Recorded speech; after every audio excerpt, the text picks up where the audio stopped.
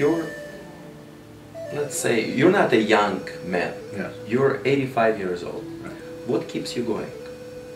What I mean in the field of judo and martial arts, because some people, when they get a certain age, they burn out. They feel they're giving something and nothing is getting back, and they feel empty inside. What keeps you going?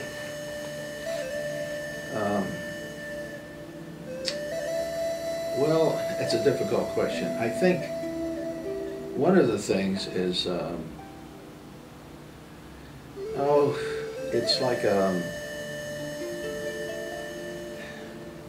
won't say an obligation to your senseis, but when I learned in Japan, people they wanted to help share the culture and all that there, and it's just the way they were with me. Mm-hmm.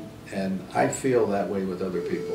I just the passion for the passion for the thing. I cannot compete anymore. My body won't work like it used to. But I have this ability and knowledge, and you want to share. I want to share it, and it's very difficult because young people don't want to learn from an old man. They want to fight either. They just want to really work out. I'm talking about judo. Sure. I was that way when I was young, coming up. I just want strong guys that can bounce me around. The old guys can't bounce me around, but they have all this knowledge. See, and so what I do is I basically try to teach. A lot of times, teachers, and I'll see the students. The teachers are showing something, and it's not working. So I'll go up to this teacher and I'll say, if you notice they're holding the gi too low, they hold it here, and there's none of them. Oh, thank you. So he goes and he corrects the class. And I have this, I do that a lot, I watch. Or when the players are playing and they're having a very difficult time, they're having no success with the certain throw, I'll come up to them, break them apart, give them a suggestion, have them change what they're doing, and sure enough, it's working. The reason I'm asking you this question is because I'm a teacher myself and I teach Jiu-Jitsu. And there is no money. Money is so little that you don't make a living out of it anyway. And I have the same problem and question inside of me all the time. What keeps me going to teach is my passion for the art. By teaching, I'm expressing the love for the art. Yes.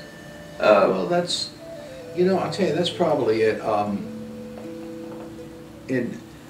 One day I had a discussion with another teacher, unfortunately he's passed away, and this question came up, why are we doing this? Yes. And we said, how many times has one of your former students, and generally a novice, not a champion, comes to you and says, Sensei, the judo saved my life. I had this tremendous accident, the falling or what have you. My friend said he had a student who was caught in a snowstorm on Mount Everest.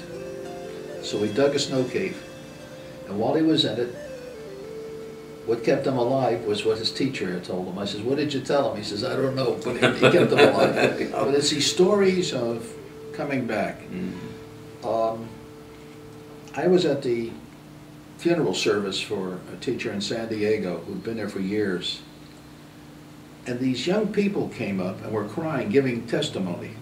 These people aren't doing judo now. But they were all messed up, whatever, in their lives. And this saved them, the judo. But it's this thing of, there's a personal thing about judo, holding people and doing things, and you have a little more confidence in yourself.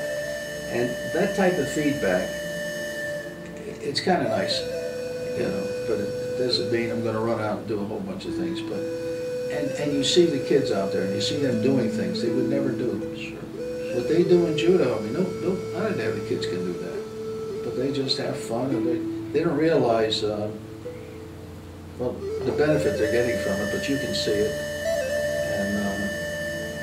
And then I guess, I don't know, I've been called by some people a judo evangelist when I was young, okay? And what my teachers in Japan gave me, it wasn't a lecture, it wasn't a sermon, but it was something about a human type of thing. And I know they would have liked me to carry it on. And I kind of feel, in a way, an obligation. I mean, I can stop any. There was a time when I stopped judo for almost 20 years or so, 25 years.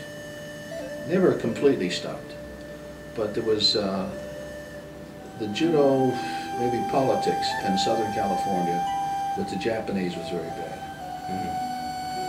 And meantime, I had gotten married and we had 4 children. Yes. And it was hard on my wife with my spending that extra time. Yeah. And these people were so, well, it was reverse bigotry.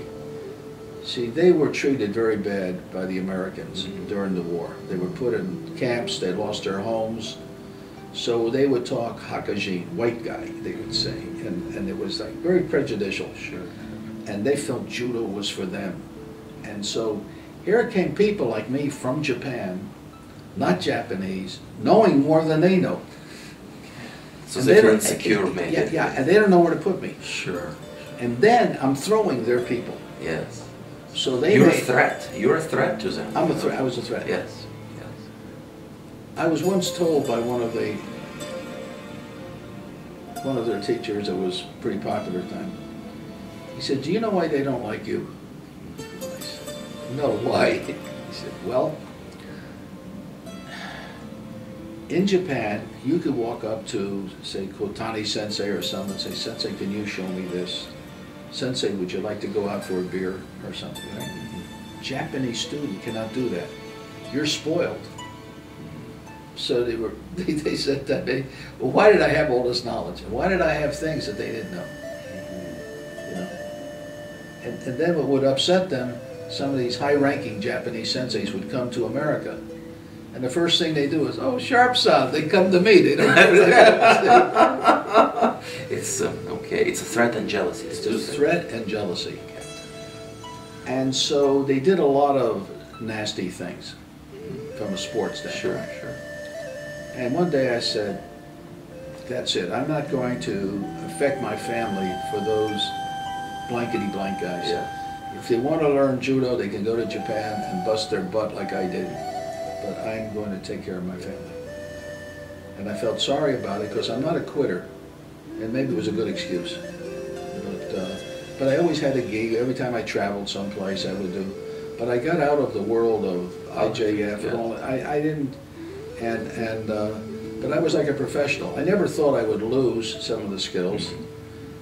And then after I retired, we took a trip to China, to Japan, and Daigo was very good for me. In the Kodokan, he gave me the quarters free, paid for everything.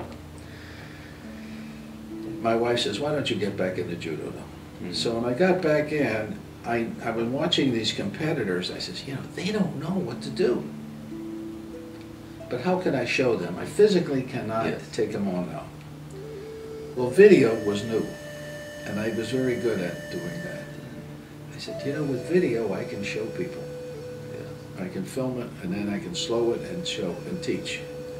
And so that's how I got into video, and I got back into judo. I had a good friend of mine, he's Japanese-American, who was, I'll say one of my students, but he was an international champion, became everything. And I said, "I want to get back into judo." He says, "Okay, go to Gardena." And when I got there, everybody was so, because the head teacher, they all learned from my books. See, my books were the Bible, it turns out. So they thought it was fantastic that their teacher directly was coming there. And they were very nice people. And so I've sort of stayed with that club. The question is, what is the difference between teaching children and adults? Because there's 2 different worlds there. How do you separate? How do you teach? How do you see it yourself teaching children and adults? What difference is it between the approaches and methods and how to teach? Well, children have a shorter time span, attention span. So you have to do things in very simple. Okay. You cannot all of a sudden have a discussion about kazushi and talk like that. You know what I mean? Children won't. They don't know what you're talking about. Sure. So with children, you want to keep it simple. For example, you want to teach a foot sweep. Now you can do boom, boom, boom timing. They won't be able to do it. Mm-hmm. But if you do what I call sticky foot, you say just put your foot, yeah, like you have Velcro on your foot. Just touch the foot. Don't let it go away. Keep push, push, push, push, push, push, push, push. Don't. You do little funny words, like you're a T-Rex dinosaur. That's the way you want to hold your hands, like a T-Rex, right? Or the monster. I had one. I used to do a monster thing with that. Make it. With children, you have to fool them. You have to do things that don't look like judo, but you're teaching them judo at the same time, like a game. But it's structured such that they develop better leg or something. So it's a matter of time span and keep them where they're busy. Children, of course, falling safety is a big thing because their head is larger in relation to the rest of the body. So the head can, especially on smaller kids, younger ones. That's about it. Technically, you just keep it simpler with children. I think, and let them have a good time. The phase of children should just be to have a good time and to do the activity. When they get a little older, the ones that become better competing, you can pull them to a side and show them how to make some things work better. Mm-hmm. You can't work a big group. Sure. And so you have to, like at our club, we have so many advanced brown belts and the older children, the green belts, and they all get on the mat with the little kids. So when we have free practice, you'll see almost every kid's got a higher ranking person to work with, and they will show them little things.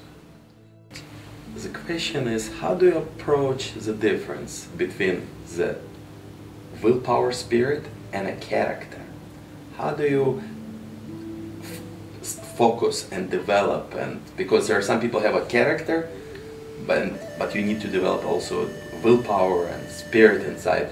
How do you manage to work with the character and work with the willpower? Well, do you understand the question? Character and it's just character and willpower comes out of, you need the motivation.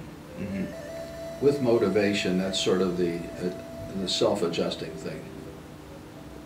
So if they're working under good conditions, they're not trying to hurt anybody, that's part of character. Mm-hmm. You'll see them, say someone who's a little more advanced, mm-hmm. and he's working with someone under him. He lets the person throw them. He says, very good. Shows the character. That's character. Yes. They don't try to beat up on the little yes. one. Yes. See, so that's where that comes in. And what about the spirit? The spirit is, we try to get them to, well, part of it is through games. Mm-hmm. See, with games, you really want to do, for example, you say do forward tumbling. Mm-hmm. Right, so they go do it. Now I make a game. Who can go the highest? I hold the belt up. You will see those children dive like you've never seen before because you make a game out of it. Or there's 2 people down, 3 people down. Who can dive over? Mm-hmm. See, some sort of a game where they're doing a judo thing, but they have to go farther. Mm-hmm. When it's a game, they will do it. When it's not a game, they'll just flop. See, if you have same thing with throws, techniques. You say how many can you do or whatever. You try to make a game out of it. For example, you have 2 people hold each other and they put one leg behind the other one. Ready, go. Try to push like an O-Sensei. You make a game out of it.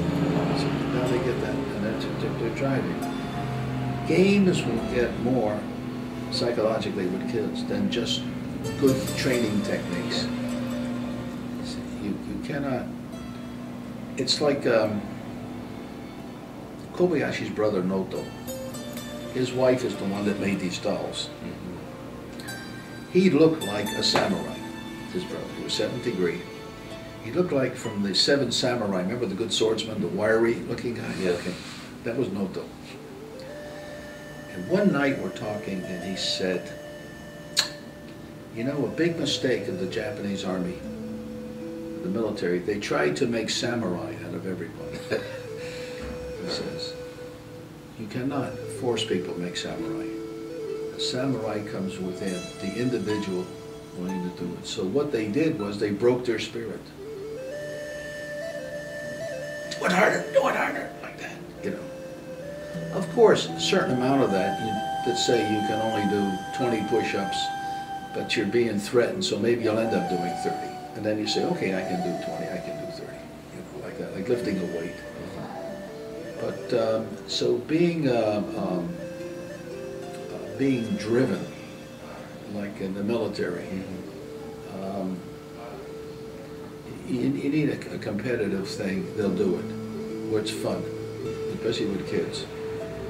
But trying to tell them what to do and force it just doesn't, it discourages them. Why do they want to come? Yes. See, so. What do you think of women in martial arts? In the old times, women were not permitted to practice Japanese Budo. Yeah. What do you think of this in the modern world?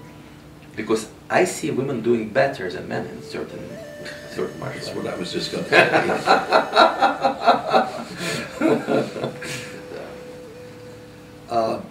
Just a quick story, I don't know if you want this one. One day, when I had my dojo in North Hollywood, okay. A husband and wife came to us, and they're part of a group of other young married couples, and they'd like to do something different, see? So, they saw the judo, says, let us do judo one night, we'll have a lesson.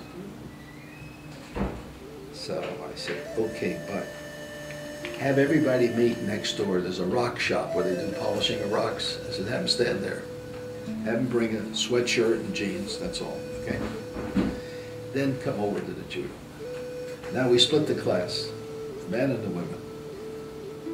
The women loved it. They did this and that. You know what the men did? Well, you know, I got a badge. They're all pussycats, and they were stiff. You try to show them something, they're like this. And the women, oh, they loved everything, see. Women work very well with body contact, just like dancing. They're just sort of a more natural. Because they're not used to using power. Like that scroll says, you know,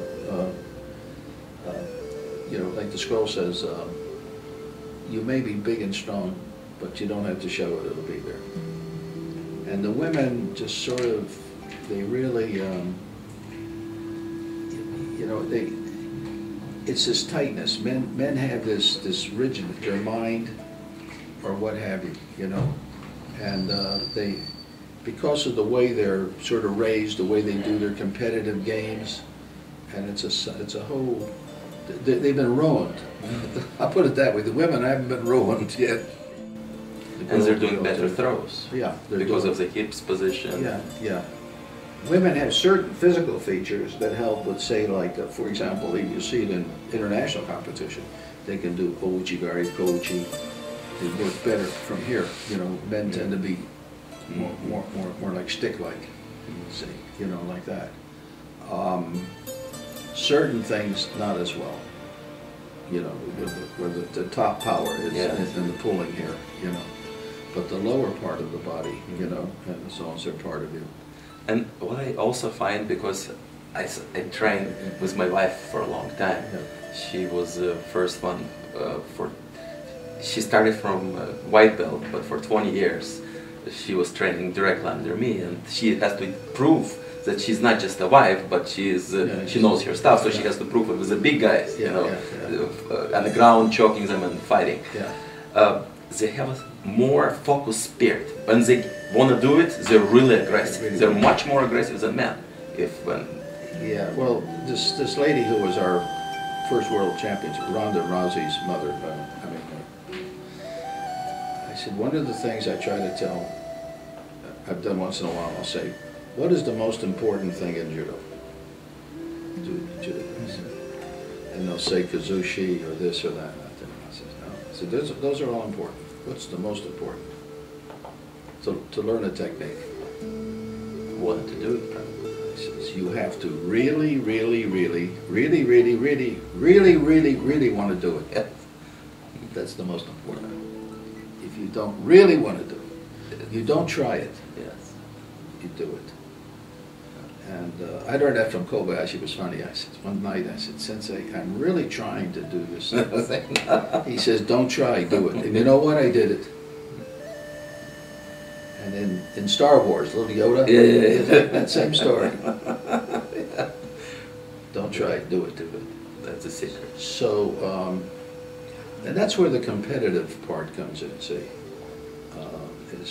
Makes you want to do it. See, just cooperative stuff, you don't really get that, the things. So you need competition to push past that point, and then it's all relevant to the people that you're working with. Then you get to be better here, and then now you're at another level. All of a sudden now you're a black belt, and you feel, you should be able to work. And it's psychological.